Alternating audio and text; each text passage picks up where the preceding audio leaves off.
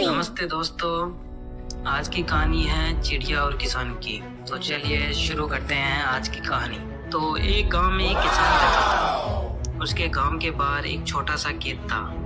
एक बार फसल बोने के कुछ दिनों बाद उसके खेत में चिड़िया ने घोंसला बना लिया था।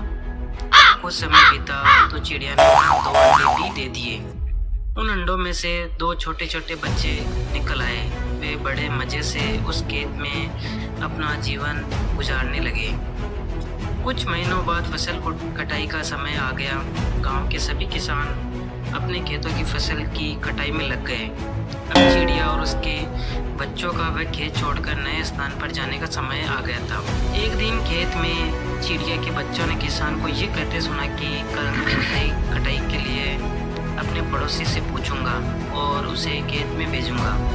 यह सुनकर चिड़िया के बच्चे परेशान हो गए। उस समय चिड़िया कहीं गई हुई थी। जब वह वापस लौटी तो बच्चों ने उसे किसान की बात बताते हुए कहा, आज हमारा यहाँ अंतिम दिन है। रात में हमें दूसरे स्थान के लिए यहाँ से निकलना होगा। चिड़िया ने उत्तर दिया, इतनी जल्दी नहीं बच्चों, मुझे नहीं लगता कि कल खेत में फसल की कटाई होगी। चिड़िया की कही बात सही साबित हुई। दूसरे दिन किसान का पड़ोसी खेत में नहीं आया और फसल की कटाई न हो सकी। शाम को किसान खेत में आया और खेत को जैसे का तैसा देख बुदबुदाने लगा कि ये पड़ोसी तो नहीं आया।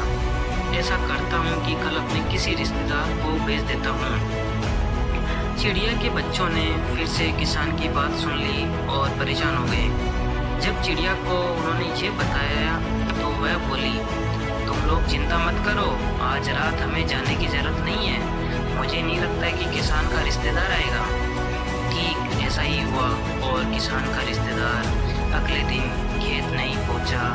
चिड़िया के बच्चे हैरान थे कि उनकी माँ की हर बात सही हो रही है। अगली शाम किसान जब खेत आया तो खेत की परिस्थिति देख बुदबुदाने लगा कि ये लोग तो कहने के बाद भी कटाई के लिए आते नहीं है। कल मैं खुद आकर फसल की कटाई शुरू करूंगा। चिड़िया के बच्चों ने किसान की ये बात भी सुन ली।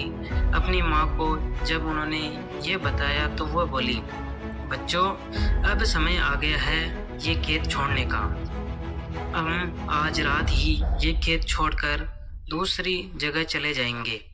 दोनों बच्चे हैरान थे कि इस बार ऐसा क्या है जो माँ खेत छोड़ने को तैयार है। उन्होंने पूछा तो चिड़िया बोली, बच्चों पिछली 2 बार किसान कटाई के लिए दूसरों पर निर्भर था। दूसरों को कहकर उसने अपने काम से पल्ला झाड़ लिया था, लेकिन इस बार ऐसा नहीं है। इस बार उसने ये जिम्मेदारी अपने कंधों पर ले ली है, इसलिए वह अवश्य आएगा। उसी रात चिड़िया और उसके बच्चे उस खेत से उड़ गए और कहीं और चले गए। तो बच्चों इस कहानी से हमें क्या सीख मिलती है? तो हमें ये सीख मिलती है कि दूसरों की सहायता लेने में कोई बुराई नहीं है, किंतु यदि आप समय पर काम शुरू करना चाहते हैं और चाहते हैं कि वह समय पर पूरा हो जाए तो उस काम की जिम्मेदारी स्वयं लेनी होगी। दूसरे भी मदद उसी की करते हैं जो अपनी मदद करता है।